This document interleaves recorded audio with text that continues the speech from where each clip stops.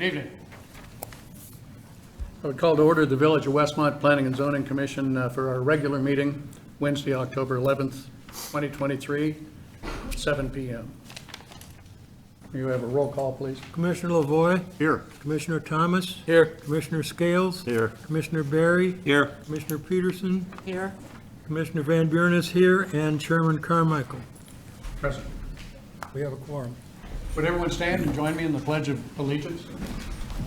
I pledge allegiance to the flag of the United States of America and to the republic for which it stands, one nation, under God, indivisible, with liberty and justice for all.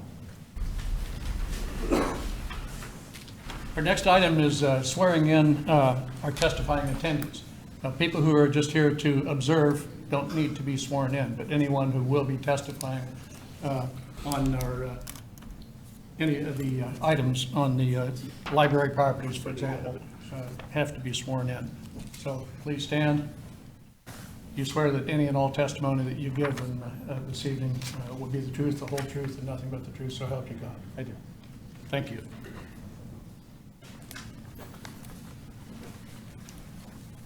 Next item is approval of the minutes from our September 13th, 2023 regular meeting. Do I have a motion to approve? So moved, Thomas. Second, Peterson. Okay, Thomas Peterson moving second. Discussion on the item? Seeing none, roll call, please. Commissioner Thomas. Yes. Commissioner Scales. Yes. Commissioner Barry. Yes. Commissioner Peterson. Yes. Commissioner Van Buren votes yes. Commissioner Lavoy. Yes. And Chairman Carmichael. Yes. Thank you. Next item, a review of our public hearing procedures. On the public hearing agenda items, we'll first have the presenter comes forward, is introduced, makes the presentation, followed by staff comments, and then the public can weigh in with questions and so forth. And finally, the commissioners get to make comments and questions, followed by a vote. Questions on public hearing procedures? Okay, I would propose that because I assume that most people here are here for the development, the property development on the golf course, that we'll just take this first, this informal discussion, and we'll do the regular, the agenda items later. Okay? So this informal discussion is a request from the Core PBSFR Acquisition Vehicle Limited Liability Corporation regarding the property at 3500 Midwest Road and located in the B3 Special Development District to present a draft conceptual preliminary concept plan as part of a proposed planned development for the redevelopment of approximately one-half of the existing golf course as a single-family detached residential development, and for preliminary internal informal discussion and feedback by the Planning and Zoning Commission. So please, everyone understand, this presentation is not a public hearing. Public testimony and comments will not be allowed at this stage. This is a pre-petition presentation and discussion. It's authorized by Article 9, Section 911 of the zoning ordinance. It provides the opportunity for a petitioner to present a conceptual plan and receive initial feedback from the Planning and Zoning Commission. The general public is welcome to view the petitioner's documents, which will be posted in the village's agenda center, and to be in attendance and observe this discussion. But again, public comments will not be allowed at this preliminary stage. The discussion does not meet the threshold requirements for public hearing or notification, as no entitlement application has yet been accepted, and no specific approvals are requested. Required public notifications and public hearings will occur at a later date if the petitioner moves forward with an application. I hope that's clear. So, who would like to start with your discussion presentation? Good evening. Good evening. So, first of all, thank you for having us this evening. My name is Peter Nell, and my group is the owner of the hotel, of the Oakbrook Hills Resort. And as the owner of the resort, I wanted to take a moment before they talk about the specific project and give a little bit of a sense of what our vision is for the resort property, and why we see the need to consider development here. We acquired the resort nearly 10 years ago, and when we acquired it, it was not in good condition. The Marriott flag had been removed. It was in badly need of rejuvenation. It was, hadn't been renovated in years, et cetera. And I think it was frankly in danger of becoming blight. And so we acquired the property, and we've spent tens of millions of dollars renovating the property. And I think transforming it into what it is today, which is a vibrant hub in the Westmont community, a place that people go to relax, to golf, to dine, to hold meetings, and to celebrate major occasions. And also, I believe we've become or are now the or one of the largest taxpayers in Westmont as well. So I believe the transformation's been positive for everybody in the community. We've also managed to support the hotel through the challenges of the COVID pandemic, and we ongoing maintenance of the hotel is substantial, but we've need to spend to keep it at the level of a first-class resort. We've recently done some major work, including redoing the parking lot, lighting and resurfacing. We're in the process of modernizing the elevators, and we are planning to renovate the bunkers of the front 9 as well. So there's a lot that goes into maintaining the resort, and that's it's important. It's my responsibility as the owner to consider how we make the resort sustainable over the long term, because we know that there's going to be times, good times and bad times, and we need it to be vibrant and contribute to the community through that. Moving forward, we see the need to resize the golf course, to right-size the golf course, and to create a new source of sustainability for the resort. We're seeking to create a dynamic, amenity-driven community around the hotel, a community of high-income residents who value lifestyle and will be attracted to the luxurious community and resort amenities. A community of residents who would rather go to the pool, play golf, hang out at the hotel bar, or dine at our restaurants than do yard work. So we're seeking to create a vibrant, fun, walkable neighborhood that speaks to the needs and desires of active adults, and really create a dynamic future for the resort and for the village. The village board has spoken on the subject of redevelopment at Willowcrest. Twice, the board has approved large-scale apartment communities on parts of the golf course property. And more recently, the village approved a conceptual plat of subdivision to facilitate redevelopment of roughly half the golf course.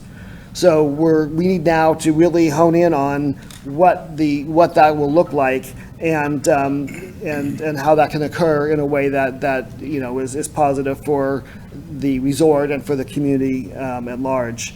And I'm here tonight with Core Spaces and Pulte Homes, who are here to collectively discuss their vision and plans with you. So thank you all for your attention and consideration.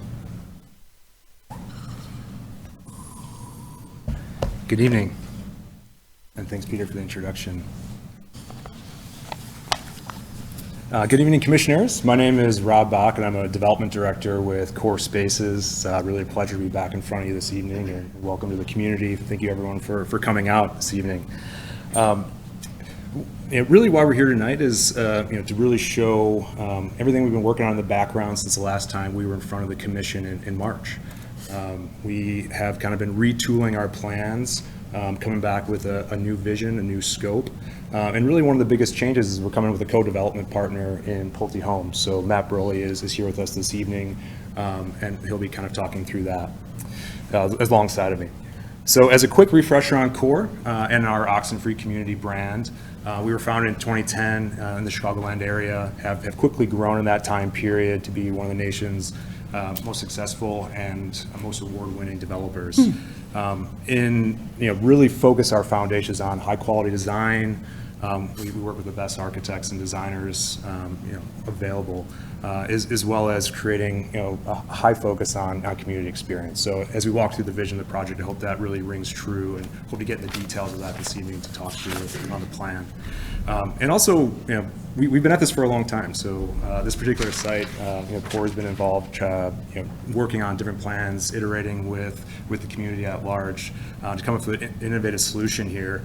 And I want to kind of speak to some of the of our other projects that we've got going on around the nation. So just this year, we delivered our first single-family rental project in Clemson, South Carolina, that delivered this year. So we've got some great examples we can point to on that.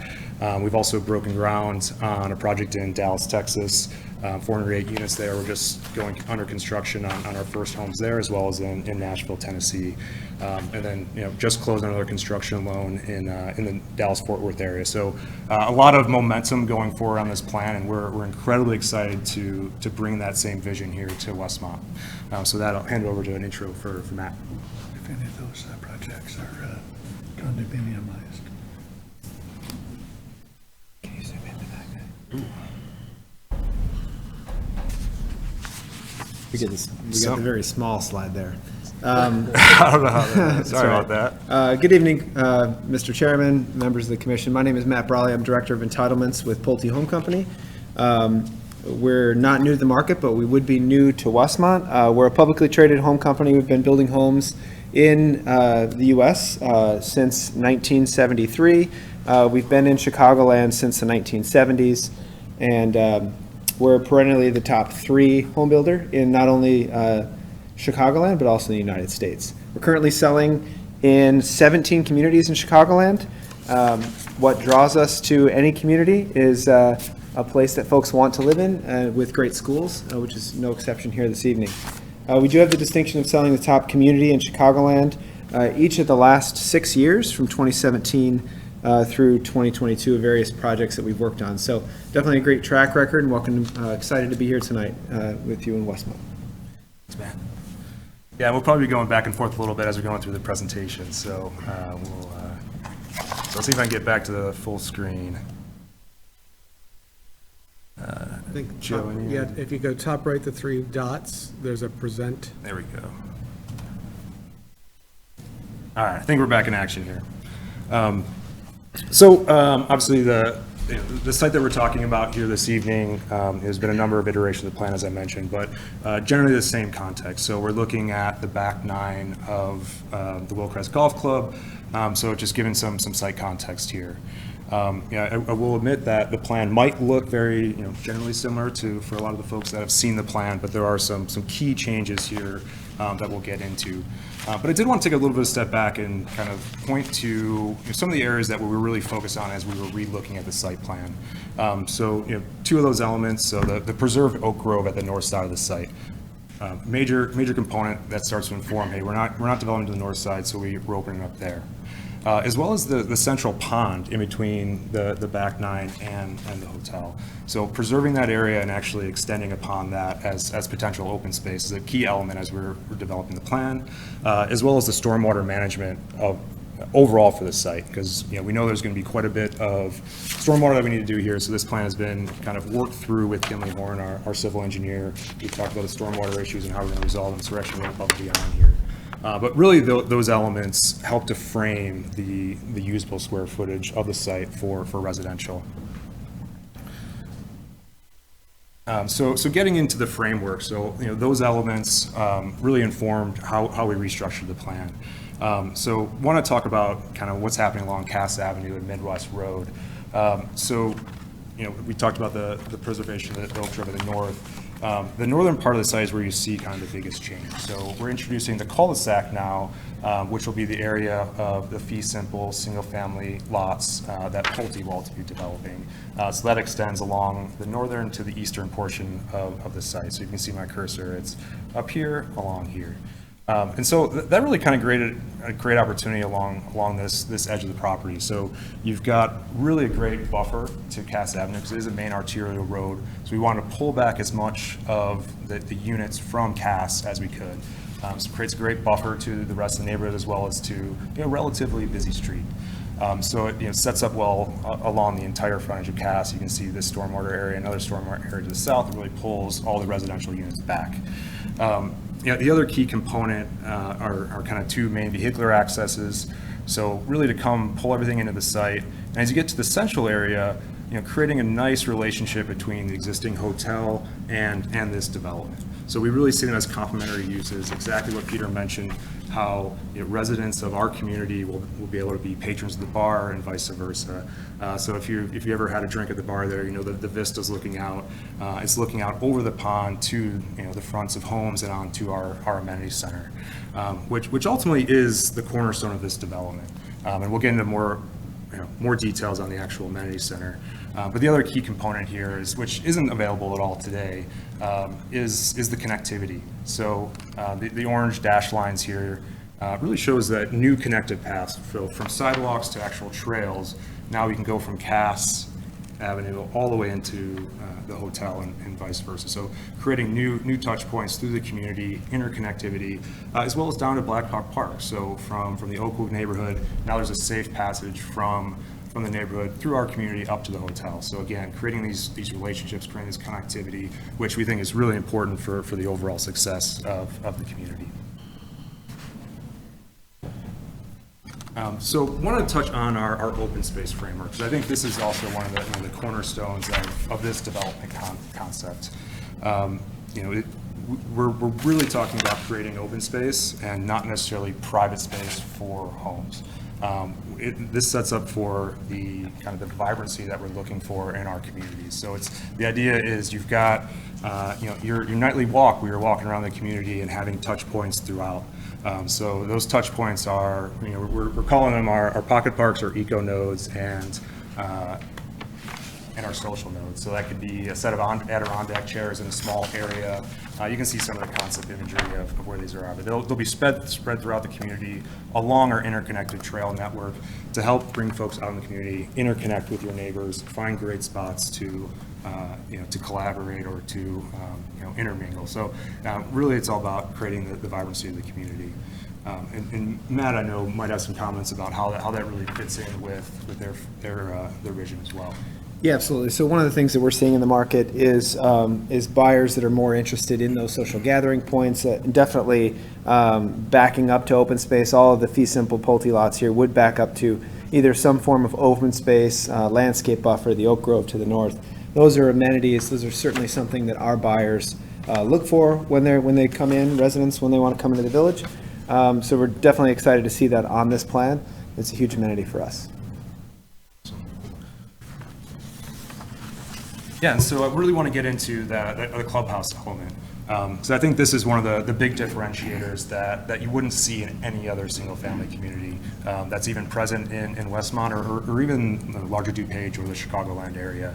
And so really this combination of the Pulte and core concept together really enables this kind of pivotal hub of activity to development. So this is our exterior rendering from the frontage here, designed by Northworks Architects out of Chicago, award-winning firm. It really kind of created a great concept for a simple building, but very elegant and stated here. And going into some of the interior renderings here, Studio K Creative is our interior designer, do a lot of hospitality work, as well as great restaurants. So really bringing that awesome kind of cool vibe here. We have lounge gathering space, outdoor spaces, fitness, sport court, as well as functions for our leasing efforts. And kind of jump into the overall kind of illustrative floor plan for this amenity concept. So the building is set up on the southern area here. You can see kind of some of those interior spaces that'll have, mentioned the sport courts, so basketball, pickleball, outdoor covered patio space, pool, hot tub, as well as kind of grill dining areas, all for exterior. So really setting this up as the lifeblood of the community that'll be used both from the core units as well as the Pulte townhome units, or the Pulte forcible units. And I should add here, so Pulte Home Company, we do own the Del Webb brand, so having an amenity, an amenitized community is something that we certainly have seen in the past. But from where Pulte sits, we typically wouldn't be able to do something like that with a community of this size. Really partnering with CORE on this is a great opportunity for us to get that amenity on a project that's not 500 plus units. We're currently working on a Del Webb in Aurora right now that does have a 12,000 square foot amenity, but it's also 550 units. So we're kind of getting the best of both worlds here, something that our buyers, your residents will appreciate, and they'll have full access to. Is that Del Webb development, is that a BTR? No, it's, no, we don't do BTR. It's age restricted, All Del Webb properties? active adult. Yeah, fee simple. I see. Thank you. Awesome. Yeah, so, this is the presentation of the overall site plan in a more, illustrative fashion. So, as you can see, mentioned on the northern eastern side, so there will be 45 fee simple for sale single-family homes that Pulte will be developing alongside the balance of the site, 170 units by CORE. And one of the other big changes that we're introducing here is a new legal structure for these homes.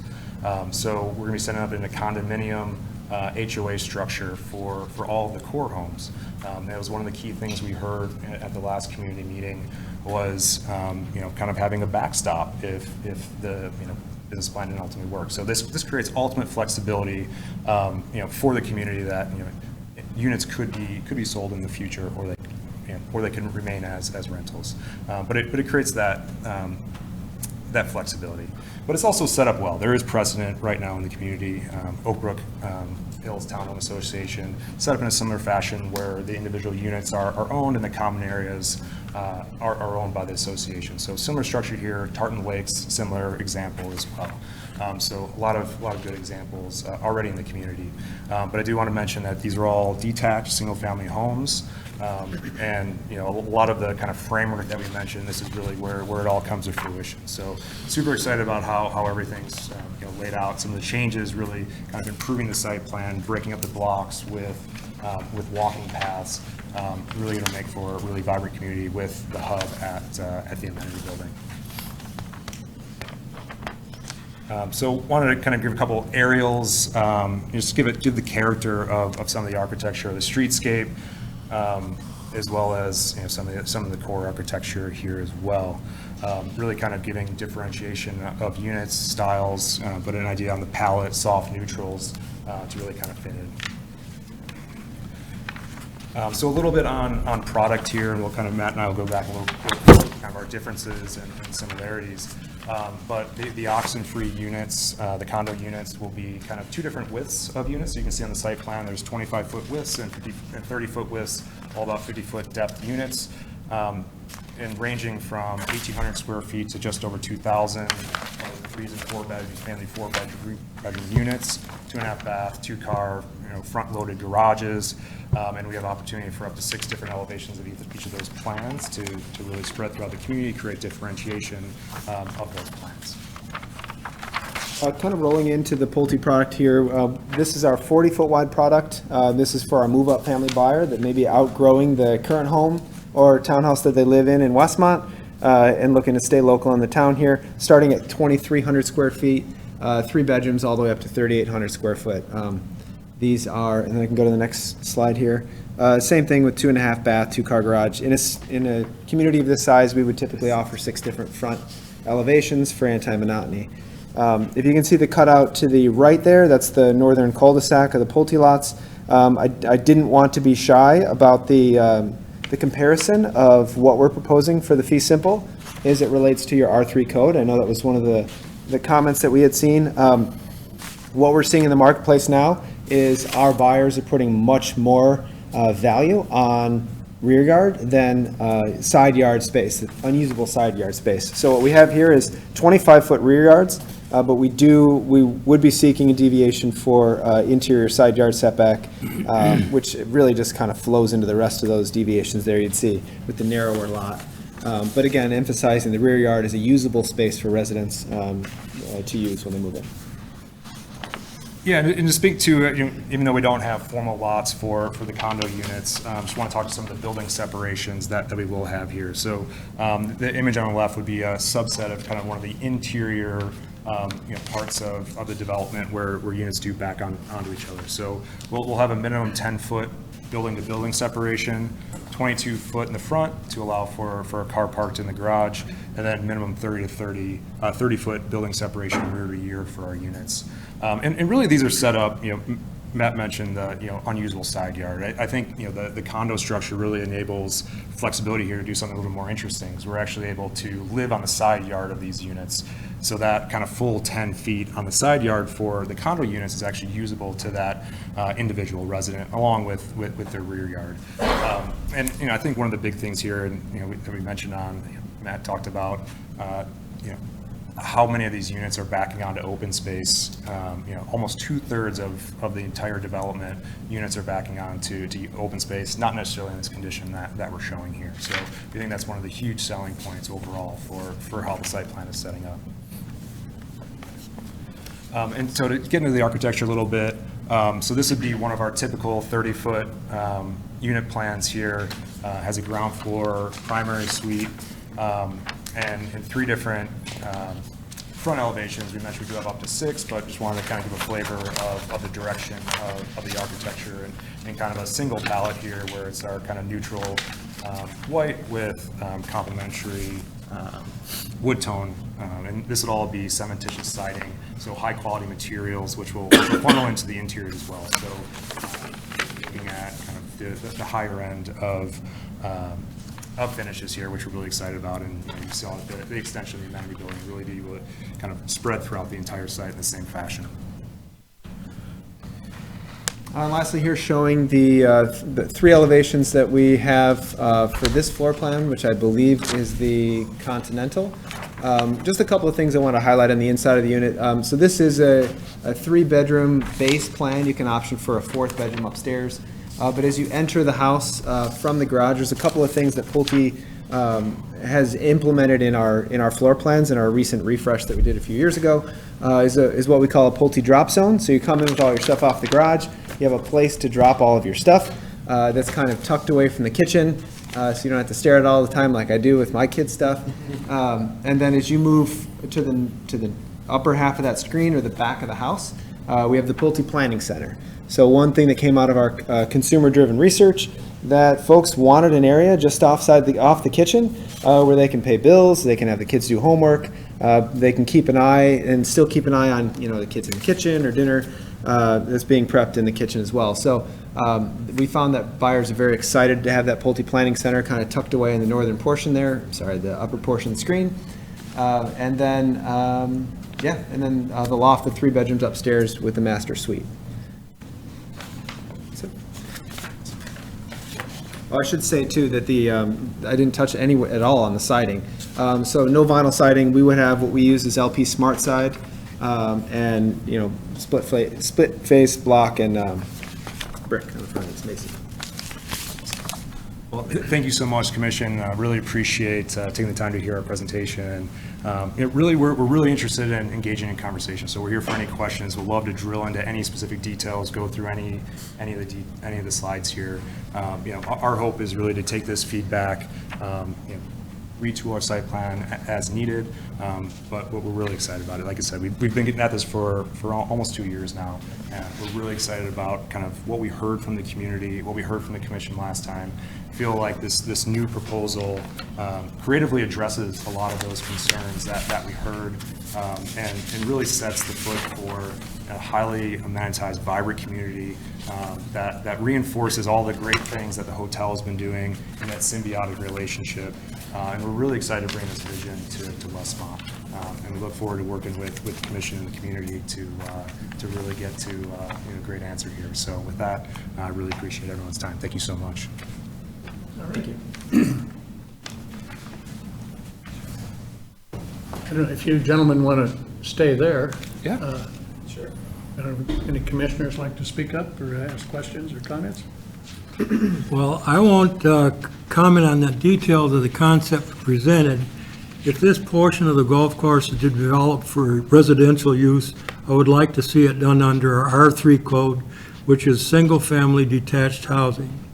The proposed concept would be developed as a PUD, planned unit development, which does not have the lot size, setback, lot coverage specifications of our R3, and thus allows for much greater density. This would be the last sizable development within our boundaries, and I feel that it warrants a residential development in keeping with its location. We in Westmont are not unfamiliar with the supposedly new trend of build-to-rent, as we have evidenced by the fact that already more than 50% of our people are renters. That's all I got. I've got a couple quick questions. Matt, go ahead. Thank you for the presentation, guys, appreciate it. How much has density changed from the last time you guys were here? What was, I don't recall the last number. Yeah, we are, the Lot-wise. last time we were was 239 units, so now we're 239. at 215, so, has materially decreased, yeah. Okay, and then I think I heard you say that, so the Pulte homes would be sold, right, be simple, and then you would have the BTRs on the condo units. And then you described putting an HOA condo association structure in there. I think I heard you say they can be sold off later. Can you describe the mechanics on that? Yeah, we haven't spent a lot of time actually, putting any legal docs to this, but the general concept that would be an overarching HOA that would govern the entire site, because as you remember with our last proposal, we do have private streets here, the stormwater areas, so that overall HOA would govern a lot of those common areas that need to be maintained. And then there'll be subset HOAs, so Pulte will have their own HOA, and then the condo units will have their own. So that's generally the structure, how it will all work. So, and maybe I misheard you, but did you say that the BTRs could be sold off later? So the plan is, really the condo concept is to create that flexibility, right? From the outset of the project, Core will own all of those condo units. Okay. And the intention is to rent them, similar to our initial proposal. But it does create the framework from day one that, if this did want to be sold in the future, if the market changed it, if whatever, all the what ifs that I guess we've heard from the community, we're going to go through all the effort to create that from day one. So you've got that flexibility in the future. But the other thing I'd say is we've also, between the development agreements, the SSAs, a lot of those long-term maintenance obligations, we can work through all those finer details of what that ultimately will need to look like to get Westmont comfortable. If I could real quick too, so Russ Whitaker, Rosenova and Whitaker, what we're doing with having a community that's part for sale, part for rent is not uncommon in the market.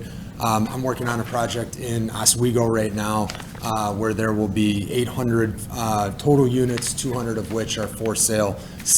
I'm sorry, flip that. 200 of which would be for rent, 800 of which were 600 would be for sale. 800 total units, 200 rental, 600 for sale. So it's being designed as a singular community, but you recognize that you create individual neighborhoods. They all roll up under a single HOA. So the apartment, whoever operates the apartment community would be a member of that HOA and would pay dues into the HOA just like any for sale member. We're doing another one in Naperville as well. So we've got a 400 unit community in Naperville where we expect all of the townhomes will be rented. That's over 100 units in that community. So we're certainly seeing that concept take hold across the region in Chicagoland, where you've got this mixture of homes that are not being rented by individual homeowners, but are being rented by a company who runs their operation around that rental basis. So they're actively maintaining, managing. They've got, crime-free regulations. They've got maintenance staff on site, and they're able to maintain the community in an entirely different fashion than an individual resident would. Personally, I owned one of the townhome units that's 6 doors down, and I live in Naperville, and it was a huge headache. Something happened at the house. We had an ice dam on the roof. It backed up, and I had a hard time getting there.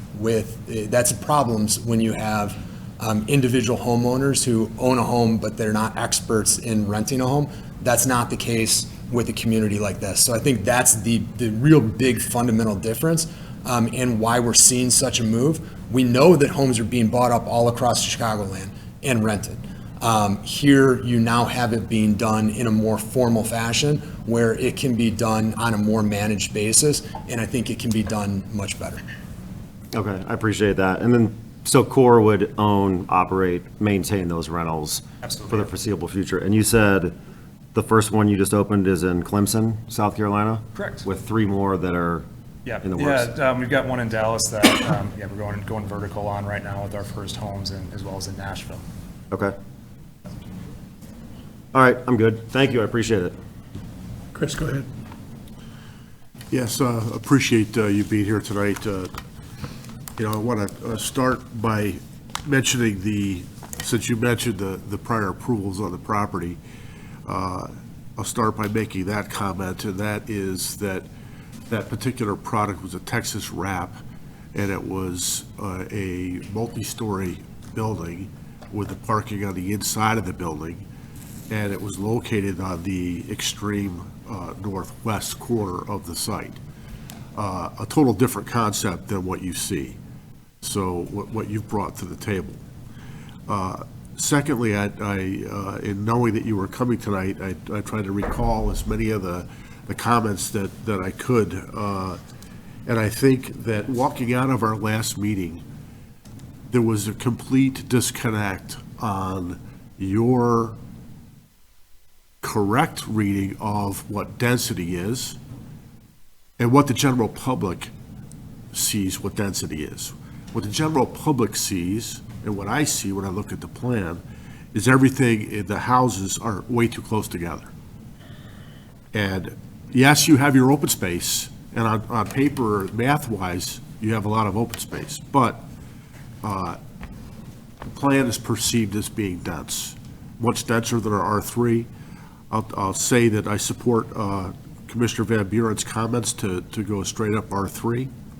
But I think that when I look at this, I think the community here, and including me, very sensitive to this particular piece of land because, for obvious reasons, this is the last piece of open space, or one of the last pieces of open space in our town, and we want to get it right. And in my opinion, I don't have it right here, because when I look at the development, not only from a density standpoint, but when I look at some of the product lines on this page, I don't know if you put that page up, but to me, that's not what I think would be a good thing, to carve up our last open space to do that. Do you have any specific comments on the architecture? They're very simple, there's not a lot of detail, it's just, they're very narrow. It's really stemming from the density concept here, that I think that the units are way too close together, and I'd rather see it go straight up R3, because that's going to give us, when I look at the Pulte cul-de-sac, the reduction of 9 feet per lot, that's overall about 300 feet, because you're giving up there's 30 lots in that cul-de-sac, and it's 9 feet per lot. So it's something that I know the rear yard, and I fully agree with the comment about the rear yard, about how important that is, and the side yard is not necessarily that important, but I still think that the density is not where we want it to be. I think you've addressed some things, but overall, I would not be in support. That's what I have, Mr. Chair. Craig, go ahead. Do you have any example of what I would see driving up Cass Avenue as I looked to the east and towards your development, and what kind of barrier, either natural or wall, what am I going to see? Sure. Yeah, what we do have, it's a little data tight. Let me see if I can find, yeah. I'm sorry, this is.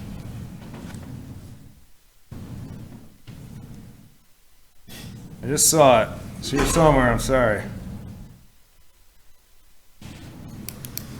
Oh, there it is. Yes, I mean, this was, conceptually what we were looking at, right? So this would be at one of the main entrances. This would be an area where we're pulling back, like I mentioned, off of Cass Avenue. So, some of the wetland areas, the stormwater management areas. So the goal here is really to naturalize those elements. What you're looking at today is invasive species along that fence line. There are no views to the golf course. You've got, the net that's up there. That's, it's not a great view right now, right? So we're creating that, our monument sign. We like to berm up around the edges to, create more of that separation from the street and the backs of the home. So it'll be heavily landscaped and create a really kind of inviting entrance sequence into the community. They don't really want to see backyards as you go up. Yeah, and I think that's one of the, I mentioned just the exciting, I know it's tough to see on the plan, but really you've only got a few units that are even backing up, and that's actually, those still have a 60-foot setback from the right-of-way. So it's a material setback, but the vast majority, I mean, more than half of the site, we're not even fronting onto Cass, right? So I think that is a really nice touch point that we really emphasize as we were thinking about the site plan. Thank you. Thank you. I still think it's just a little, I like that there's single-family homes in there now, but I still think it's just way, too dense. I'm sorry, I didn't hear you. Too dense. Too dense, Thank you. with the amount of homes and everything that goes along with that, with the amount of traffic and I think you guys did a traffic study, but, I don't know. When you live here and you go by there all the time, you know what traffic's like, and at certain times of day. And like I say, I still have reservations about, it's just, and I understand why you want so many homes, but it's just, it's too dense, is my opinion. That's basically all I have. Harold, do you have any comments? Thank you, Questions? Commissioner. Yes. Thank you, guys. Great presentation, and what a cool place. I mean, a place that I think I would enjoy to live. But a couple questions I have and different people have brought forward is, are the roads, and this may be to you, Joe, are the roads brought up to village standards, and then is it something where the village takes those over, or is that something where you guys continue to maintain throughout the time? And again, are they built to the same standards as our roads and so forth? Do you want to touch on that, Joe? Well, so the first lead that I want to do to answer that, Commissioner Berry, is staff didn't have a full set of plans because this was a discussion. The previous iterations were they were going to be private roads. They did need to be built to village standards in terms of construction, the base course and that it meets a minimum standard, but they were substandard in their width. And that is why the village did not want to accept them as public roads, that they should be private drives. Now, in the last iteration, there was concern about, because we have had several developments that when those roads come up for needing to be repaved or reconstructed, that the management wasn't there to have the funds to do it. And there's been a few instances where the village was asked to take ownership of those roads and maintenance, and the village has done in some of those occasions. So there was a genuine concern that that could happen in this scenario. So what the developer had done, and the last time they came to us, is they said they would do a special service area, which basically is a dormant taxing ability, so that if the village ever did inherit the roads, that there was the ability to tax. I did hear the folks tonight mention the SSA and mention private drives, so now I'll direct them to answer, because the concept may have changed since the last time we did a full analysis. Yeah, I mean, I would agree with where Joe was going on that. The intent, like I said, is to have a homeowners association-driven community. So that homeowners association has the 200 so members of the association that are paying in, and they're responsible for the roads, they're responsible for the plowing, they're responsible for the sidewalks. They're responsible for all of the interior components of the community. And I think there's a way for the village to look at that and say, we're going to be getting tax revenue from all of these residents, but we have none of that public maintenance obligation associated with these residents.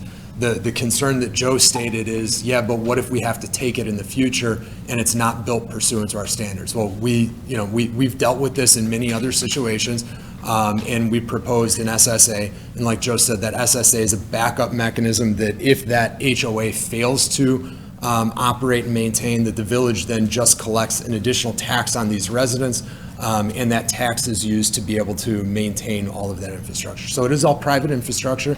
That's the exact same way that Oak Brook Hills operates. It's the exact same way that Tartan Lakes operates. Those are some of the more successful communities in town. I mean, at Oak Brook Hills, we've got townhomes or condo units selling $800,000 to over $1 million. In Tartan Lakes, you've got units selling in the $700,000 and the $800,000 ranges. We see that, and we know that there's an opportunity to build on that type of resident demographic with this project. We think that the reason we can do that is that this is open space driven and amenity driven, right? I mean, when we talk about open space, to me, that amenity center goes into the open space. We've got $1.5 million, $2 million improvement in an amenity center with an outdoor pool, a hot tub, a basketball court interior, a fitness facility interior, a yoga studio interior, business center interior. These are the type of Class A components that have rents being driven in excess of $5,000 in Oak Brook, right? People are going there because they're emphasizing new product with high-end finishes, with great amenities. That's exactly what we're bringing. I think you heard Matt say that if we build a standard R3 community, it could be great. I mean, it could be a good community, and it would be additive to Westmont. I'm not going to argue that. We do that all over the Chicagoland region. But since this is your last opportunity, I think there's an opportunity here to say, let's do something different. Let's do something better than what we've done in the past. It could be an addition. It could be something that looks similar to the adjacent community is Oakwood. It could be very similar to Oakwood.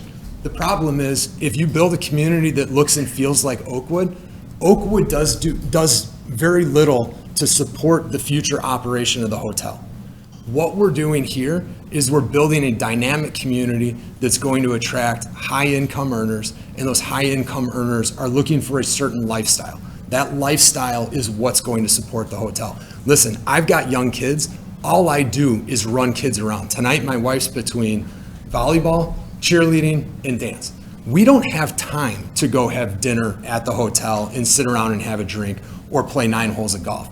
But as soon as my kids are gone, I have additional time and I have disposable income. And so I have more of an opportunity to do those things. So I think this isn't just about what Pulte wants, and it's not just about what Core wants, but it's about what that guy wants, right? I mean, he's the hotel operator, he's the golf course operator. He stood up and he said, we don't need another Oakwood next to us. We need a dynamic community that attracts high-income earners who are looking for a certain type of lifestyle. The same type of lifestyle they're selling in Oak Brook, I want next to my hotel, so that those residents will come and they'll support my hotel in a fashion that over the last 30, 40 years hasn't happened. And so doing the same thing over again isn't, we don't believe, the answer for this property. The answer is shake things up, find a dynamic where you can create something different, where you can create something that's going to attract a demographic that's going to help push Westmont forward and sustain Westmont and the hotel for the future. Again, wonderful project. I really like it, and just not sure it's right for Westmont and what we're looking for. 50% rental, having more rental outside the TOD concerns me in general. The maintenance on the rental, I've been around the village a long time, and the golf course was maintained very well for a long time. I've called the village numerous times over the last 6 months to a year with the netting issues, and falling in the road, and now the netting's gone. So I have safety concerns with the golf course, and, there's children over by the school, and the netting went from, falling in the road and looking in disarray to being gone now. And again, these were all things that the village put in play, but that are really hard to enforce down the road. We see it all the time with landscaping, all these things that we put in. It doesn't seem like they're enforced down the road, and that's on us, okay? But my concern as a longtime resident here is when the landscaping goes bad, when the maintenance goes bad, we're the ones left with it. So, again, I like the R3, the rentals, the density, the long-term maintenance, what I've seen, like I say, diminish in the golf course. Those are things I don't like about it, and I would currently be a no the way it is. So, thank you for your time. Thank you. I wonder, you mentioned your developments in Dallas, Clemson, other areas. Have you condominiumized in any of those projects? No, neither of those are condominiumized, no. So, And to touch on that, you don't have a single build-to-rent community that is actually built and operating yet, is that correct? The project in Clemson is operating right now. But that was already built, you didn't build that, you purchased that. I'll step in if you don't mind. Joe was one of the developers on that, Yeah, so he speaks to this. I was the lead developer on that. That's a partially developed site that we purchased and then developed another 350 units of single-family homes for rent on top of. Together, it will house, when fully complete in 2 to 3 years, still working through multiple phases, about 3,000 people. It'll be one of the largest developments in the state of South Carolina, one of the largest tax-paying entities. We've had, oh, go ahead. Because when I read an article from 2003, it talked about that it is, that you acquired existing student housing called Clemson Lofts, and you were renovating some of the units, and I didn't see anything about any residential component. We're very active. That's a completely separate project that we purchased, unrelated to Okay, so that's different. Is there a project like this that's built to rent, that you're oxen-free, that's actually completed yet? Or is the Princeton, Texas one, where you've broken ground, the one that's probably first to come online? That one and the one in Nashville are the most far along. So all the horizontal development is complete. We're, like I said, going vertical on our first homes there. So those will be, first homes will be starting leasing at the beginning of next year. And the Nashville one is like 96 townhomes? Correct, yes. Similar to the Oxenfree Westmont, we recently redid the landscaping for the pier at Clemson, the large project I was talking about. We were able to actually tour a council member from the city of Clemson. It's technically in Seneca. We call it Clemson. It's technically Seneca, neighboring county and city to Clemson. They were unbelievably impressed with what we were able to accomplish there, and I really encourage all of you to we follow up with some photos.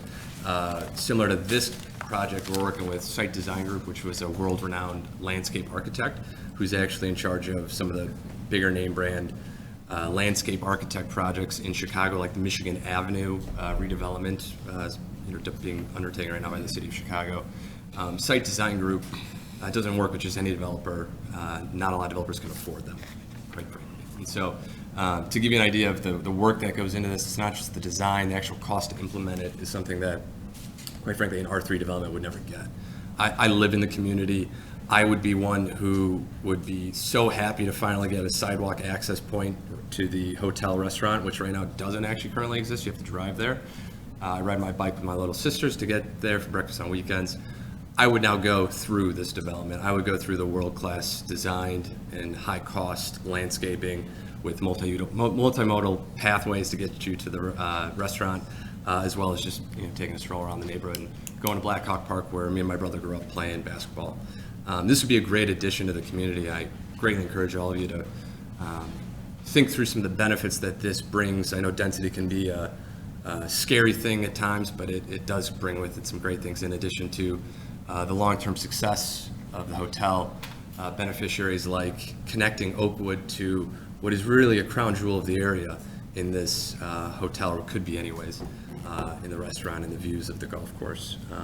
I know right now you cannot walk to this hotel from Oakwood, so creating the sidewalk entrance at the southeastern corner would be a tremendous boon for the community at large. Mr. Chair, can I? Certainly. I just have a couple more quick questions. I was just trying to look at the existing aerial and then what you have overlaid. How many new stormwater detention areas are you adding? It looks like you're utilizing some of the existing. Can you share that real quick? Yeah, I'm going to see if I can zoom in here a little bit, but, yeah, obviously this is illustrative site plan, so not Kimley-Horn's engineered, plan, but, so obviously the existing pond is existing. There might be some slight amendments that we do to that pond.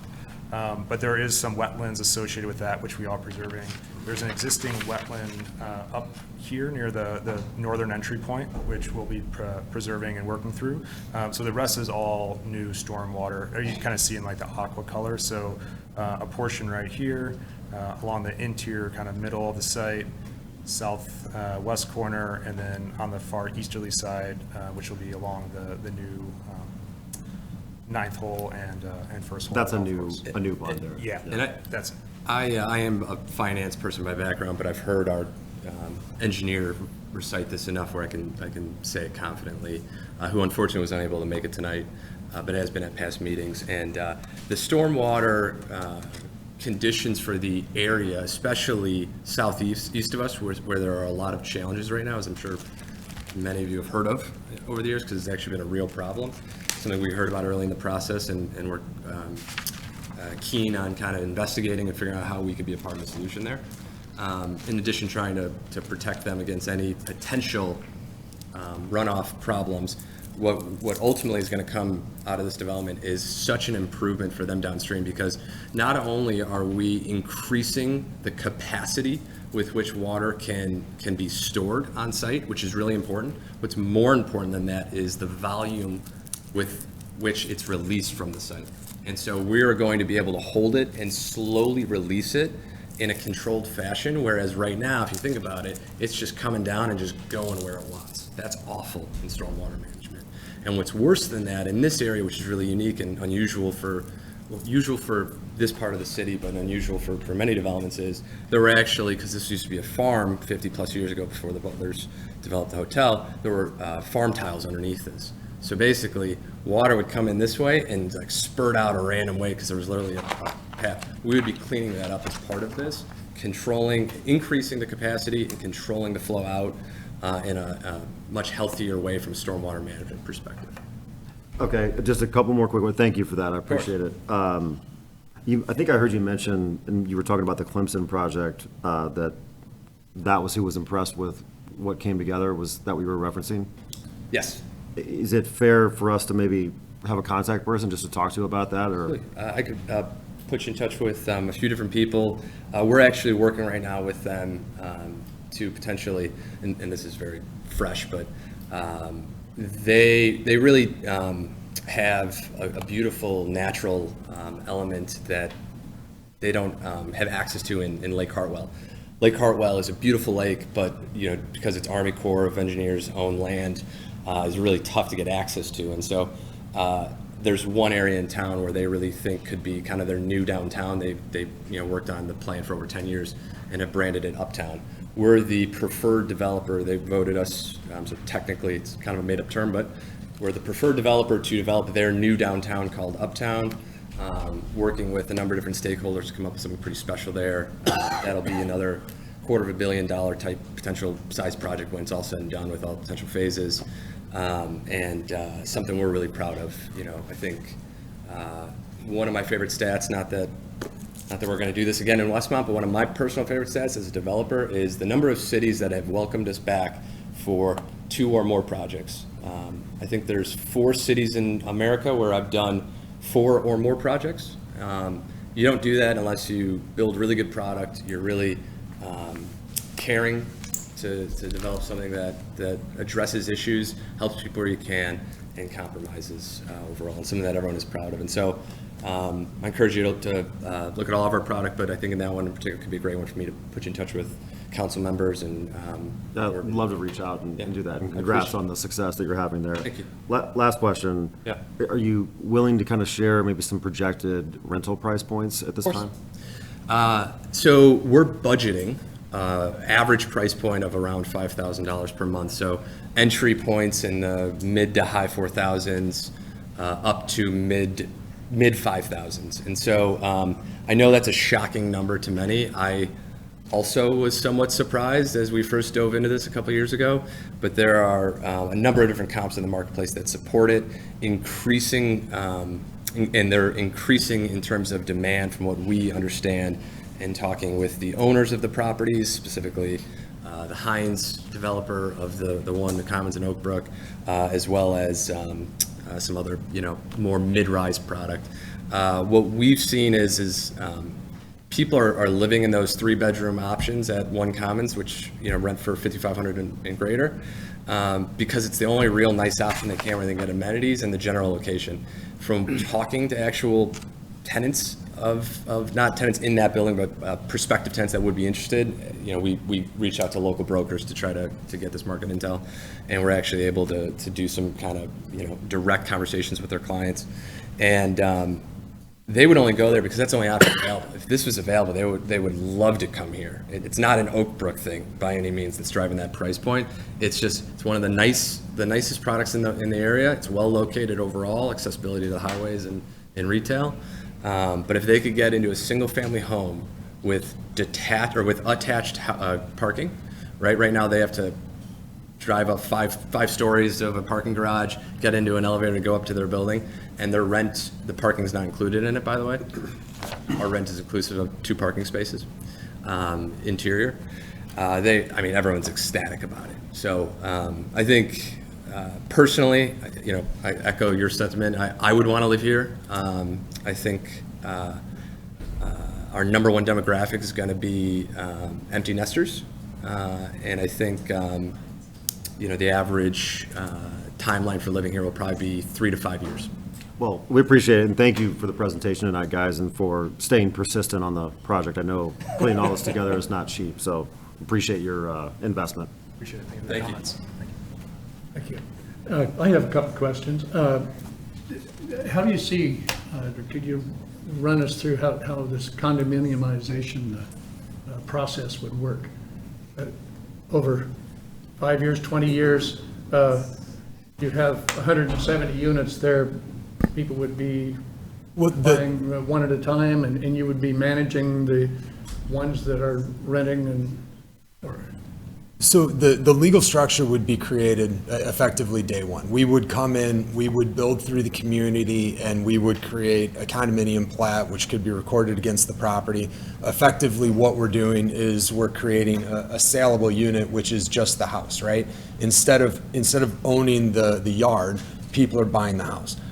So that's not a novel theme. That happens all over the place, most often in townhomes, right? Most of the people who live in townhome communities surrounding the project probably just own their unit. They don't own the yard outside of our unit.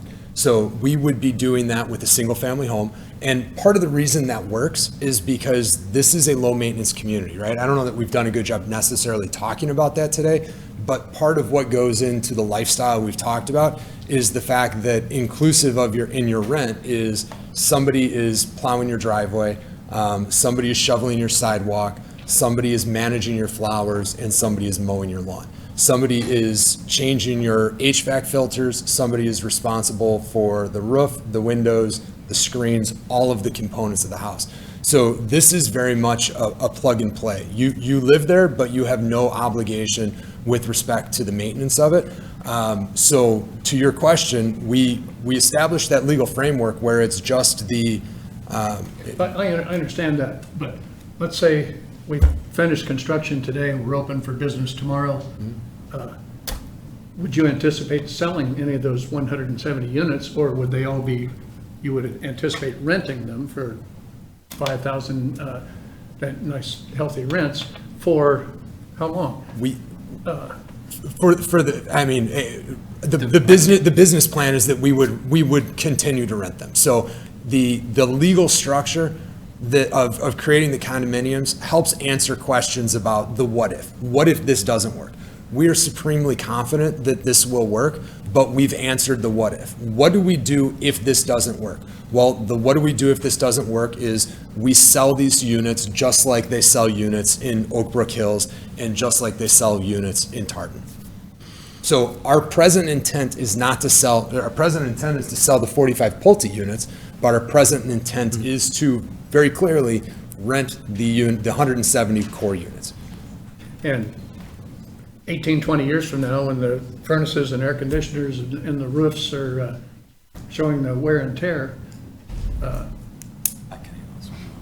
if I'm living there, I'm not going to want to convert to owning it unless I can get you to put a new roof on and a new AC and a new furnace, and then I might make you an offer.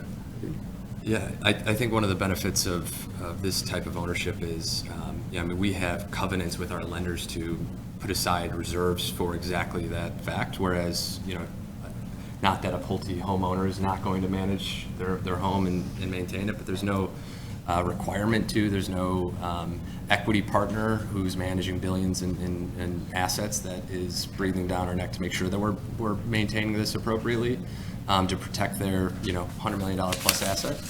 And I would say, generally speaking, the economies of scale of managing 170 homes is going to allow us to do this much more efficiently than anyone else, and therefore it'll probably be better maintained than a for-sale home community, ironically, in a lot of ways, despite the fears that it won't be, which I acknowledge how those can come to fruition, given some, which albeit is much different type of rental product, has been run over the past few years in the community.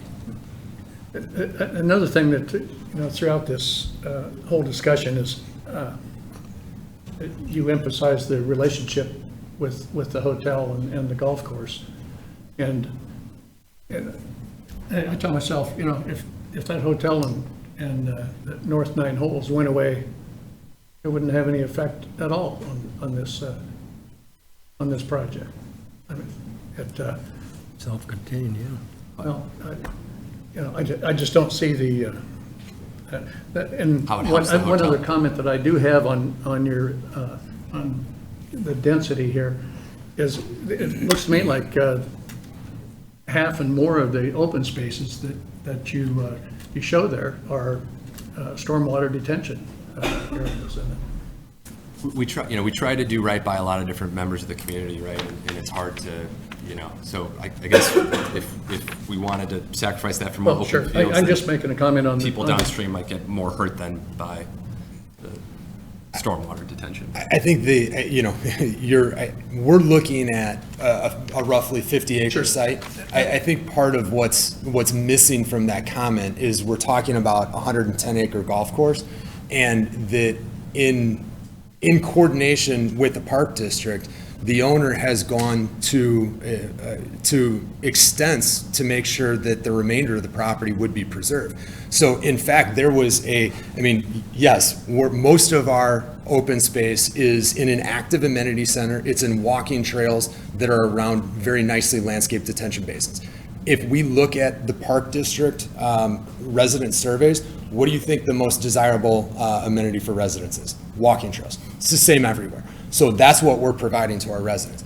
On top of that, though, you have a hotel owner who has worked with the Park District to make sure that if we don't continue operating a golf course, the Park District has the opportunity to operate a golf course. I think it's actually the opposite, right? This is a extraordinary opportunity for Westmont to seize and obtain control of private property, right? This is private property today.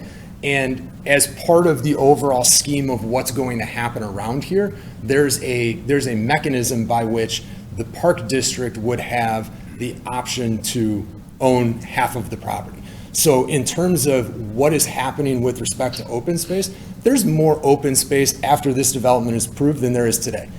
You can call this open space, but if we look at the 2016 ordinance, the 2016 ordinances, that were approved by the village board. The village board acknowledged in those ordinances that were voted on and approved by the village board and were legal documents that this property is not open space. What's shown in the comprehensive plan is a mischaracterization of the property. It's private property, it's a hotel, and it's a parking lot. It's not open space. So there is an opportunity to get open space, to get good improved stormwater with walking trails, and then to get 50 acres of golf course. Sightlines from Cass Avenue. But I Excellent- think excellent the point. opportunity is you've got to seize upon that here. My last comment, you mentioned parking. If you can put up that overview again. Probably the colorized. Sure. Nice landscape plan. It looks up in the northwest corner on the single-family owned homes there.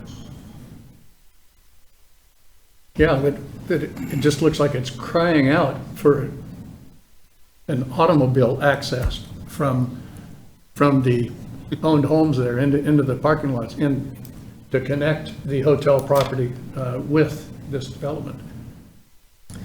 I think there's a couple different reasons for that. One is soil conditions. Number two is topography. You can't see it on a two-dimensional map, but there's a huge grade change that would make it very difficult to implement that strategy. Number three is, if you've driven to the hotel recently, I don't know that we want to add that much more vehicular access to that point. For a number of different reasons, the townhomes are using it. We're trying to drive demand to the hotel, so more cars are going to go to that for this reason, because it's now an activated spot. The people that are going to live in this community, we think 9 months out of the year are walking to the hotel, right? They're not driving. And If I lived there and it was raining and I wanted to go over to the bar. And so you still have that. Nice shortcut, rather than going out onto Cass and all the way around. I'm just mentioning that it seems to me that. You still have that opportunity. It's going to take you 30 more seconds. Sure. But, additionally, right, the walking experience is going to be greatly enhanced by not having cars going by as well, right? So there's trade-offs to everything, and I'm not saying we're right by not having it, but I think there's a big benefit to a lot of people by not having that. If nothing else, please take away that we carefully considered it before we made this decision. Okay, well, obviously, you've done a lot of work, and we appreciate your coming as well as the public here. Jill, go ahead. Yeah, I just have one more thing. Sure. You're talking about, it's good for the hotel and in the walking trails to the hotel, and that's fine with the hotel, but I have not heard one thing in this presentation on why this is good for Westmont. The connectivity to Oakwood for the first time for sidewalks, the connectivity for a sidewalk for the first time to the hotel for the townhome owners to the west of Cass. I think the indirect ways in which we try touching upon that without being too direct, and apologies for that, but I think, we showed the before and after of the invasive species over the chain link fence for the existing conditions when you're looking onto the golf course from Cass Avenue versus the world-class design landscape plan. We view that as a huge win for the community at large, not just Westmont, but Oak Brook residents who have proven to show an interest in this project, and will increase home values. So there's a lot of different ways in which this is going to help the village of Westmont. Go ahead. Jump into. I mean, the other answer is, towns grow, right? And residents bring new spending power. You get new restaurants because you grow your population. You're not just growing your population here, you're growing your high-income earner population. There are not a lot of, there's some isolated spots in Westmont where you have product that will compete with this. And we see when I go to the hotel and I have dinner at the hotel, we've had lots of meetings at the hotel on this project, and there's people that we see at the hotel on a pretty regular basis. It's these guys, right? They live in the $800 to $1 million homes that are adjacent to the hotel. And so it's not just about the hotel, though. It's about Westmont as a whole. It's about downtown Westmont, right? I was at a downtown Westmont restaurant today, and there weren't a ton of people in there. So as you add 200 homes to your community, and those homes are where high-income earners live, you have more disposable income in your community. You've got more people shopping at Mariano's. You've got more people coming out to eat downtown, and it supports your business community. I mean, at the end of the day, I think there's an obligation to continue to grow a community in order to have a more thriving community. You certainly need a diverse community. You need places where everybody can live, right? You need lower income housing, you need middle income housing, and you need higher income housing. There's a lot of places I'm going and working right now where they're saying, hey, let's pause on the high earner housing and let's focus on some low income housing. What I've heard in all of the meetings I've been to in Westmont is we've got a lot of renters and we struggle with some of our single family rentals, and maybe those aren't really accretive to the community. Well, that's not what we're doing though. We're bringing an entirely different demographic. Yes, it's rental, but that's like saying an apple and an orange are both fruit, right? Yeah, they are, but they don't taste the same, they don't act the same, they don't give you the same vitamins. And so I think it's the same thing. This is a rental community, but it's bringing to Westmont a very different demographic, and it's a demographic that will not only support the hotel, but it's going to generate new sales tax revenue as a result of online sales tax that the village will be collecting. It's going to generate tax revenue in terms of utility and internet connections, and it's going to generate new tax revenue because those are going to be Westmont residents living and spending their money in Westmont, and it's going to support your downtown. So I think when you have an opportunity to add 200 plus high income earners to your community, I think it's a great opportunity. Well, and I understand all that, but these are going to be renters, so they're not going to consider Westmont their home. I don't see a lot of these people, sending their kids to Park District classes, or a lot of the dads coaching for Little League, or I don't see a lot of these people volunteering for, all of our award-winning festivities that we have here for the chamber. I don't see these people joining our churches. I don't see, that's all part of community. What you're talking about is part of community, but Westmont, in my opinion, and growing up here, is very community. I'll hand it over to you. So, and I think that's a great point, right? And are you going to get the same people living here for 20 years that you might get in Oakwood? No. That's a great point, and I wouldn't suggest otherwise, right? I think Joe said 3 to 5 years is probably the average stay. So I think you've got a healthy blend. I think the thing, though, is we're not anticipating that you're going to get people moving to this community from Colorado. We have an aging population, right? I don't think that's a surprise to anybody. And you've got a lot of people in their 50s and 60s who don't have kids in the home anymore, and they're looking for a lower maintenance lifestyle. And this is the type of place that gives it to them. So whether they're in Westmont today, or Downers Grove, or Clarendon Hills, or Hinsdale, I think a lot of them will be coming from the community because there's not a lot of places like this in DuPage County. You're centrally located in DuPage County, and I think you will have a lot of people coming from that eastern central DuPage County region to live in Westmont. So they might have friend groups in Downers Grove, or they may have come from Westmont and still attend the church in Westmont. So I don't think it's entirely detached from the community, but I think it's a fair point.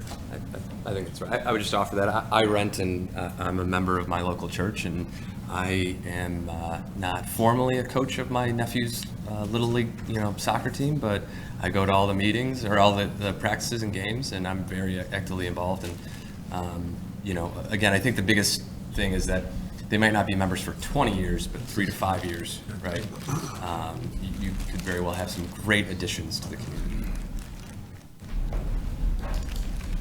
Thank you. Chris, go ahead. I have one, I'm listening to this discussion, and I ran through some numbers. And what I did is I just plugged into my phone, even though I'm not supposed to have my phone on, a $600,000 mortgage for a 30-year fixed at 8.372% yields a monthly payment of $45.59. So if I had my choice of coming to Westmont and doing something new, and I had my choice to invest my money and buy, so I'm gaining equity at that $4,500, or renting and having nothing to have for in the future, why would you rent? Chris, I'm a finance guy, so I appreciate this question. I think what you're missing there is the $1,000 a month in taxes, the $300 to $500 a month in insurance, which is ever going up with, you know, the subsidization of coastal regions nationally and the disaster climate we live in, and repairs and maintenance, right? And so, in addition to that, you have an opportunity costing your $120,000 of down payment. So let's just call that another $500 to $1,000 a month with, you know, current CDs to the average annual return for the stock market. And so when you really think about it, that home that you just mentioned actually costs $6,500 to $7,500 a month, and you may be gaining equity. Yeah, but what I'm talking about though is that's a $600,000 mortgage. And if you put 20% down on top of that, that's a $800,000 home. That's not really the Westmont model. What I'm saying is if you have an R3 home in Westmont, it's probably going to be much less than $450,000, $500,000, but that's a $600,000 mortgage, and that's less than your $5,000 rent. I'm just So saying. I think the premise on where you're buying a new home in Westmont is entirely off. So you're not getting a new home in Westmont for $400,000 or $500,000. If we're looking at ASP on the Pulte 45 units, we're talking in the mid 700s. So the numbers you were just citing are correct. That's the comp. It's $4,500 mortgage plus all the things that he just mentioned, plus then you have to mow the lawn and shovel your driveway and plow your driveway. And so the answer is one, opportunity cost, but it's also demographic. And I understand that you might not want to do it, and I'll be honest, I don't want to do it. Like, I own my home, but that doesn't mean that there's not another attorney in my office who doesn't want to do it. I have an attorney in my office who is doing it. Like, she's 63, 64 years old, and she decided that she was going to sell her big house that she raised her family in. She didn't want to maintain the pool anymore, and she wanted a rental community where she had Class A amenities. Yeah, I And think she where bought a that's house driven in is she bought a house in St. John. Yeah. So get it's lifestyle, right? I understand. The lifetime membership you Where have to that's add into it, driven too. is also in communities that have transient people that come in, they work here for a couple of years, and they go on. Our community is much more diverse than that. People buy homes. I know people in my neighborhood that have been there for many, many years, over 20 years. So it's something that I think that people come to Westmont and they're community driven, like Jill was saying, and it's something that this isn't a community where people move in for a year because I have a project here and then I move on. But you're painting with such a grossly broad brush. I live in Naperville. My subdivision is called Saybrook. The gentleman who lives 3 houses down from me grew up in the house that's a block down from him. The house across the street, her name is Rose. She grew up in the house I live in. Like, there's longtime people in my community, but at the same point in time, there's a German couple at the end of the cul-de-sac that worked for Bosch, and they're in on a 2-year, 3-year stint. There's like 4 German families that have come through that house at the end of the cul-de-sac. You know what, though? My best friends who also live on the cul-de-sac went and visited that family in Germany. So there's different opportunities. That's part of having a diverse community, right? Yeah, you get somebody coming in from Germany who might live there for 3 or 4 years, and you know what? That family is going to open your eyes to different opportunities, and maybe you're going to go see Germany as a result of having broken through the mold. So I think you've got to look at and say, it's not just what I know and what I've always known, but what are the opportunities to change for the future? Okay. I'm done. Anybody else? Well, thank you very much, gentlemen.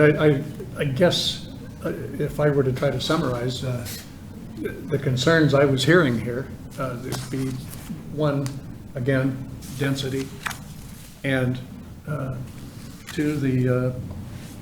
I heard a few different people concerned about Westmont is already more than 50% rental, and the concern that numbers like this would make Westmont in the middle of communities around us that are mostly homeowners, and Westmont would have a reputation as a rental community, if I'm hearing these things correctly. But that's kind of the feedback that I'm hearing from the commission. And do you have anything else you'd like to add or ask us? Or I appreciate the opportunity, and I do hope that some of the benefits are thought about after this meeting and followed up on. Thank you, Dales, and thank you, Chair Carmichael, for the time. Summarize. Certainly. Thank you. Good night, gentlemen.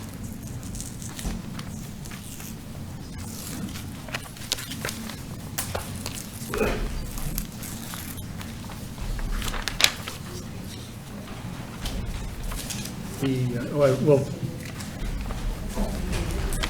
take a minute here before we go on to the new business.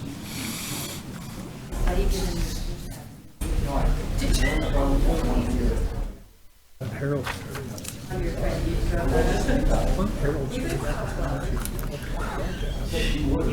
was kind of disappointed I wasn't here for this part.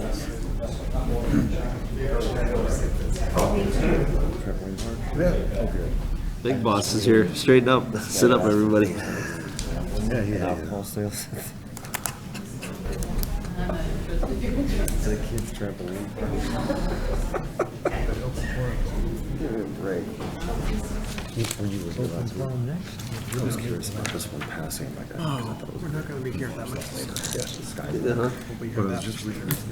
Okay, next item, under PZC 033-2023, request from the Westmont Public Library and the Village of Westmont regarding the property at 428 North Cass Avenue, located in the OR-1 Office Research District, for the following: a preliminary plat of dedication of a portion of the property for public roadway purposes. Who would speak to this issue? Village Manager, Mr. May. Good evening, sir. Good evening, thank you. There are two items on the agenda that are related together, so I'm just going to speak through all of it, as one item. Should I go ahead and open that second item then and address them together? It technically is not. I know you refer to it as a public hearing. It's technically not a public hearing. Even though it's a variation, it's not a zoning variation that requires a public hearing. It's a variance from the Land Development Code related to subdivisions. So we didn't have to publish legal notice in the newspaper. We just had to publish notice or post notice on the agenda that a variance is being sought.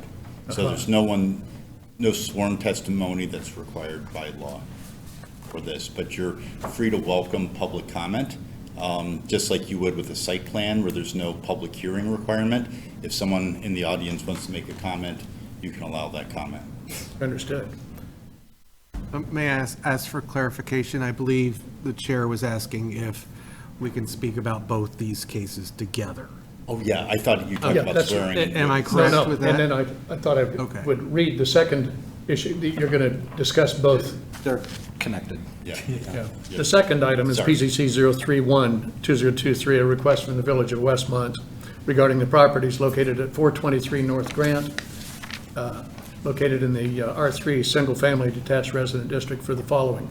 First, a preliminary plat of subdivision to subdivide one lot into 3 lots, including the dedication of a portion of the property for public roadway purposes. And secondly, Westmont Land Development Ordinance variance request for relief from both the installation and cash in lieu contribution of required land improvements. Mr. May. Thank you. So in short, the Village of Westmont owns the parcel at 423 North Grant. And I'm going to probably incorrectly interchange lot and parcel because there's a difference between the two. But there was a single-family home that was for sale, or actually it was, the reasons that it became for sale, but it was a friendly sale. And when we learned that the estate was looking to liquidate the property, the Village of Westmont has interest on the back half of this double parcel, but one lot. And I always say long story short, but they still end up being long stories. The owners, the estate, were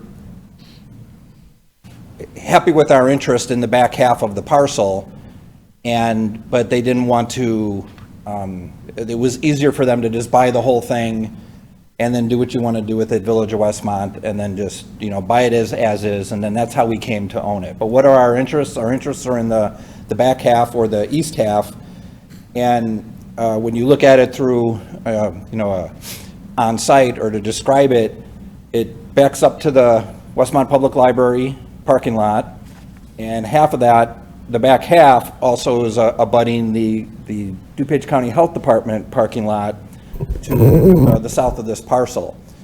So with that, our interests were to have control over that back portion for public parking improvement opportunities as well as stormwater management.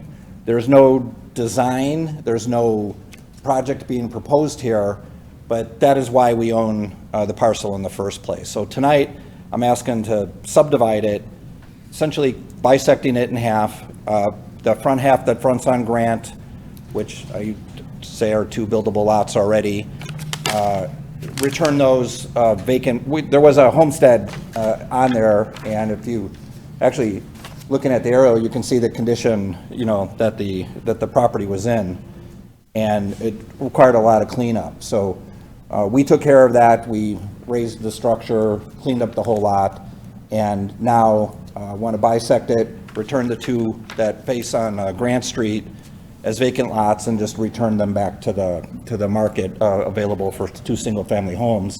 And we would just retain the back half for future purposes. That, like I said, there's no plan now, so we would have to maintain it and do that indefinitely. But with the back half, you also have it also said the rear 33 feet for roadway purposes. And if you see on the aerial, this, I'm going to zoom out further, but if you go all the way, down to the south, there's a lot of, don't have the soft touch. There's a lot of Lincoln Street right-of-way that already exists to the south. And this piece down here is all the way from Naperville Road, and it's a, narrow, rural improved roadway that ends up here. And then there's no existing right-of-way here. This is the Cass Avenue Dream Homes, where they had to dedicate 33 feet as part of their project.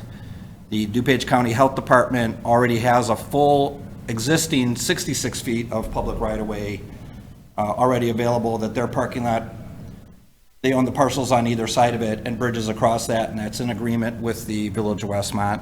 And then you get to the parcel that is now unavailable. So we're doing this now, dedicating the 33 feet. That would be the rear of this lot, and then that's where it ties into the library request. You can see the gap. The only piece missing is the 33 feet on the library side, and that's half of it because it exists to the north there. So not for here tonight, but I was at the library board 3 weeks ago, and in addition to getting approval for the plat of dedication, there's also an intergovernmental agreement that allows the library to maintain the parking on this dedicated right-of-way, both the proposed one and the existing one, in future as they're using it now. So, I can call it housekeeping, but, that's why I'm here before you now, is just to get the 2 Grant Street parcels separated from this so that they can be returned. So the library would get some of the land on the west side then for the parking that they lost? Well, the idea is, so you've got the library parking to the east and you've got the county health department parking to the south. So the concept is one large public parking lot that's shared between the community health, the DuPage County Health Department, of which I've had initial conversations with them, but that was like 2 years ago, and the library. And then for those of you that have ever been in an event at the police department, there's a lot of overflow on the south there too. So it would have multiple uses. It would I don't know how that would work without it just being one big public parking lot, maintained by the Village of Westmont. So that's a future, that's why we're keeping it, but there's no plan today to do that. So it's, at least to me, it's that simple, but that's the request. Well, we'll find out. Yeah. Staff comments? Thank you, Mr. Chair. So although we've talked about them together, since we do have to make two separate votes, I'll try to keep them a little bit separate. I'll go with the simpler one first, and that is on the library parcel, there is a plat of dedication. And that is to get the 33 feet that the manager has indicated that is on the southwest corner of the library property, to connect eventually to lots of smaller pieces of right-of-way that have been obtained over time. Just for history's sake, this area was platted in 1920, so it was one of the first areas platted, with Westmont. And then by 1922, and Steve, if I can ask you to pan down to where Lincoln Street ends. By 1922, you can see that that subdivision ran Lincoln Street north, and then those, what are 300-foot deep lots behind the library are only 150-foot deep lots. So by 1922, the village was already changing the way it was operating. And that one piece of right-of-way that the manager highlighted that's up adjacent Trobby right now, that was obtained in 1958. So well before anything was occurring. So all I really wanted to illustrate there is that historically, over time, as these properties present themselves to obtain that right-of-way, the village has been obtaining that with no clear end date as to how we ever get some of these other missing pieces. But we don't want to miss the opportunity as the opportunities present themselves. So one of those opportunities is the library, because we did purchase the property to the west. If you've heard the manager talk about a potential for a parking lot someday, that is not here tonight. And if that was going to happen, this is still a residential district. You can't have parking lots in residential districts without special uses. So if and when a parking lot was going to be proposed, just like you saw the parking lot, the new parking lots, behind Cass Avenue, and I think a year or two ago when Nature's Best was trying to do a parking lot on a residential property, you saw that special use come before here. It would have to go through that public hearing and public notification. So that is the if and when scenario, and it would go through the scrutiny at that time of is it appropriate. What's before us today, and that's the second piece of this, is the subdivision of this residential lot. And the quick question on parcels versus lots is, although it shows that there are two pieces of property there in the maps we have, they're two parcels. Parcels are just tax separation. So someone created two PIN numbers and two tax bills come on that, but it's actually still one underlying lot, which is not the proper way to do subdivision in the Village of Westmont. So we're taking that one lot and dividing it into three lots. So two lots that face Grant that are single-family R3 residential lots to sell off and hopefully someday get two brand-new houses there. The back half would be the third lot, and that will be just reserved at this point. And then the 33 feet of right-of-way to get the missing piece on our side of this kind of split. In order for us to do that, this is a land development code, and usually our land development triggers both public improvements and stormwater improvements. So there is a variance request to defer that or waive that because there is no construction planned at this time. So typically the village would ask the developer to, if they're not installing anything that's required, such as a sidewalk or a street expansion, we'd ask for cash in lieu. Well, we are the guarantor here, so we are waiving, asking to waive that, because if and when that needs improved, we will be the ones improving it. And adding to that, whether it's now or later, there's always, the stormwater management requirement doesn't go away. So as soon as there's an improvement, it kicks in again, if you will. So there's no avoiding that. It's just not being addressed today. And just because I always like to give a similar, if you remember, we had Fritz Worley, a plat of consolidation come a few months ago where we were consolidating like 5 lots together. They also asked for that same variance to the subdivision requirements because technically, when you're combining lots or splitting them, it triggers all of the subdivision requirements. And because the Park District wasn't doing anything at the time, they also asked for a similar variance to not have to provide cash in lieu for improvements that were not being requested. So, and as always, I'm here for any questions if I haven't explained it well. Well, thank you. And anyone from the public like to address this? I just came because I live a half But block. please, you need to come to the podium and have you signed in?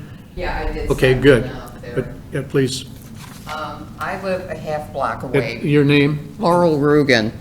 I evening. live a half block away from 423 Grant. I live on the 500 block.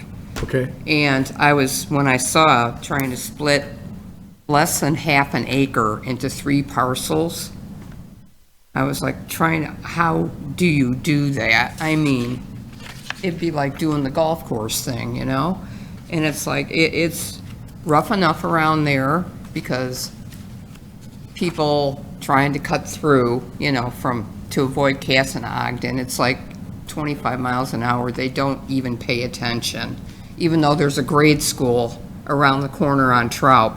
And it's really bothering me, and I'd like to talk to somebody about that. Because it's like, even the school buses haul ass, pardon me, down the street. But it was just trying to cram more in. but More you can see that congestion. subdivision, it's not three lots side by side, it's 2 side by side. Yeah, and one in the half, back, so- so which I get it now too, but still, And this is the actual. Gotcha. I'm looking at the actual plat. So this is where the house was. Yeah, So it's right. 2 homes, and to qualify something you said, the whole thing is very, very close to an acre. yeah. So it'll be a quarter acre, half acre in the back. Okay. And Yeah, because I looked it up online and it said it was less than half an acre. It gave it .48. So that's the only information I had. That's why I was concerned about Sure. the cramming everything in, and especially with all these pretentious mini mansions that they're throwing in everywhere and squeezing out the older homes that You know, have I character. read that the reason all the new homes are so large is it costs the same to build a small house as it does a large house on the same spot. And a small house, the cost is essentially the same, so it's so much per foot, but the large house, say, twice as big, is half as much per foot. Is anybody else? Okay. But I like her T-shirt. I love her T-shirt. Oh, yeah, thank you. It is October, so. You're right on that, Doug. Some of that is driven by the building codes, you know, that they're more geared to build those larger homes and make them cost-effective. But this looks like, if I was reading it right, 260 by 158 lots, I think is what we end up with, which those are really nice lots. I 60 by 150, I think is bigger than most in town that would have an alley, right? I believe those are only 60 by 120, something like that. Is that accurate? about that. Most on the alley, I think, are about 9,000 square. They're actually pretty big lots that we have, but they're about 60 by 150, I think. Oh, they're the same. Since I didn't cover lot sizes, so the minimum lot size for the R3 district is actually just 7,800 square feet. Yeah, I was These just lots trying that to are being understand. created, I believe that when she said it was .48. That was probably, since there's 2 parcels, it probably, each parcel was Oh, .48. okay. Because the total is actually .96 for everything. All right. So just under an acre. The 2 lots that would be sold as residential lots are about 9,500 square feet. Way over. Yes, and then the Okay. remaining lot that would be retained is almost 19,000 square feet. The back on the east side, yeah, and behind. Okay, I was just trying to understand how all this Sure. works, you know, I'm trying to get We're more glad you did. involved and be more civically minded, but, I mean, with all the congestion and everything that's occurred and which would occur at the golf course. But anyway, but thank you very much for letting me speak and Glad we giving me, got that trying to give me straightened out. some answers here, so, thank you very much. Good night. Thank you. Commissioners. Commissioner Barry, are you on No, your just- telephone? Just the two lot sizes was my concern. So that, I like that, and it's all good. Matt, I have no comments. Thank you. Chris? I only have one comment, it's not related to the request. That is, it was brought up by Joe, and that is that our codes that's brought out in this proposal by Steve triggers our codes, and I think back to our consultant working on our codes. And we need him to do something about that, where it doesn't trigger a whole bunch of stuff, that this could be done without having that element. Because you brought that up, so what Commissioner Lavoie is mentioning is our zoning ordinance update. Correct. So actually, this code lives in Appendix B. Appendix A is our zoning ordinance, Appendix B is the subdivision ordinance. Yes. That evaluation does not tackle Appendix B, but we are very aware. So basically, we're trying to do a progression zoning ordinance update because our original 2013 comp plan said, update your zoning ordinance, so we're there now. And then I believe we're going to move forward with a comp plan update, which we all know is outdated. But we do have on our radar that the land development ordinance, which is the subdivision ordinance that triggers this, needs examination as well. It just, if anything, I think the zoning ordinance update will give recommendations, and we might see some of those recommendations being that perhaps we need to update the land development ordinance. When is the plan going to get updated? There is money in the budget this year, but I think because the zoning ordinance update is going to take probably another 12 months, and, you know, the manager's standing here, and we're not talking about budgets yet, I would guess that we would probably request that in next year's budget, because otherwise we'd have to go out and get an RFP soon, and then start that comp plan while we're still trying to retool our zoning ordinance, which may not be the best thing to do concurrently, so. And we're switching from a May 1 fiscal year to a January 1 fiscal year, so the next budget will be a weird 20-month budget, Transition, yeah. or two budgets at the same time. So everything you mentioned is on our radar, so. That's my only comment. Yep. Commissioner Peterson? I just have a couple questions. I agree and disagree with the comment that you made that the lot was cleaned up, because I know the house and the 4 sheds were taken down, but this lot, well, and the ones the village is gonna sell too, I'm assuming that someone is still gonna have to go in there and clean these lots of debris and dead trees, or is it just gonna remain the way it is? No, I mean, it's a good point, and then, so referring to my comments, and I was kind of also, you know, when you look at the aerial photograph, it was there was, I would call it trash. The owner had a different opinion, but it was across the entire acre. There was just a lot of stuff out there, and those sheds were, you know, had a lot of interesting things living in them, and, you know, we did take that all down. So the structures are down, and we cleaned it up, and we got it to the point, but, you know, in order to market and sell it, it has to be cleaned, you know, finer than that. It was just to get the structures down and, you know, soil erosion, so get all that controlled and stabilized, but. So is this gonna happen soon, where the lots are gonna go for sale and it's getting cleaned up, or are we talking like next year when the weather breaks, or we don't know? Don't know. We have the, assuming approval here, Like, got to take that to the village board, they approve it, then you, surveyor's got to go out and, you know, repipe it all and everything, so it'll take a little while to do, but it'll probably be marketed quickly. I mean, the idea was, we didn't want the entire parcel, but we bought the entire parcel at an appraised, you know, a jointly agreeable appraised value, but we didn't want to spend that much money on it, so we're just trying to recoup that. Do you know if they're gonna put up fencing, you know, behind these lots? And there was a fence here, I think it was the libraries, but it came down, Yes, the village took it down. and a retaining wall. And a retaining wall is still there, where that fence was you were talking about. But are fences gonna go up, you know, like here, in between what the village owns and the private lots, or? I have no plan to do that.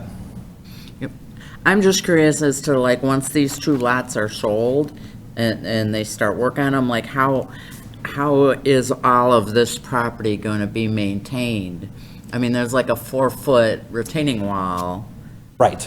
So we have to access from either the library or, like I said, if you go around to the health department side, you know, there's ways to get into the property easier. There is a fence there, you know, in questionable condition, so you know, we can figure that out. Plus, I know somebody that, you know, Now, for and $20. this is probably none of my business, but are these people that are gonna buy these lots for, you know, probably a good price and spend a lot of money on building a house, are they gonna be told that there may be a parking lot behind them someday, or is that something that's not? That idea is like my idea today, and that's why we own it. We are the owner, so we've got no problem disclosing that. But those types of questions are the due diligence that any potential buyer would do on their own. So I'm sure it would be asked. Okay. That's all I have, Manager May. Thank you. Thank you. Commissioner Thomas. I have no questions. No questions, Mr. Van Buren. I don't either. So, under PZC 033-2023 rather, preliminary plat of dedication of a portion of the property for public roadway purposes, Chair would entertain motion to approve. So moved, Barry. Second, Scales. Barry. Matt. Discussion on the motion? Seeing none, roll call, please. Commissioner Thomas? Yes. Commissioner Scales? Yes. Commissioner Berry? Yes. Commissioner Peterson? Yes. Commissioner Van Buren votes yes. Commissioner Lavoy? Yes. And Chairman Carmichael. Yes. And under the second item, the request for the preliminary plat of subdivision to subdivide one lot into 3 lots, including the dedication of a portion of the property for public roadway purposes. Chair would entertain motion to approve. So moved, Barry. Second, Scales. Motion, second. Discussion, questions? Seeing none, roll call, please. Commissioner Berry? Yes. Commissioner Peterson? Yes. Commissioner Van Buren votes yes. Commissioner Lavoy? Yes. Commissioner Thomas? Yes. Commissioner Scales? Yes. And Chairman Carmichael. Yes. And finally, a Westmont Land Development Ordinance variance request for relief from both the installation and cash in lieu contribution of required land improvements. Motion to approve? So moved, Barry. Second, Second, Scales. Thomas. You get the second? Okay, got it? Okay, discussion, questions? Seeing none, roll call, please. Commissioner Peterson? Yes. Commissioner Van Buren votes yes. Commissioner Lavoy? Yes. Commissioner Thomas? Yes. Commissioner Scales? Yes. Commissioner Berry? Yes. And Chairman Carmichael. Yes. There you have it, Manager May. Thank you. And, All. good luck with the project. Okay. Next item is open forum. Is there anyone present here who would like to address the commission on any item that was not on tonight's agenda? Seeing none, we'll move on to miscellaneous items, general updates. Our next meeting is second Wednesday of November, the 8th of November. Anyone have anything else? No, this is Wednesday. Friday, the 13th, this is National Fire Week, all week. And Friday night, The annual silent parade starts at the Hinsdale Fire Station, and all the fire departments in the area will have their biggest fire trucks, no sirens, but all their lights on, and they'll go all the way from Hinsdale up Chicago Avenue and Naperville Road out to Lyle. And the tradition is that residents stand with lights, lighters or flashlights along the route to honor fallen firemen. The next day, of course, Saturday, is open house from 11 to 2 at the South Fire Station. So, anyone else have anything besides that? Just a happy 13th birthday to Stella Scales, so we can get Commissioner home for that birthday party today. Thank you. John, anything? No. Okay, then Chair would entertain a motion to adjourn. So move, Barry. Second, Scales. All in favor? Raise your hand. Aye. Aye. Let's get birthday cake, right?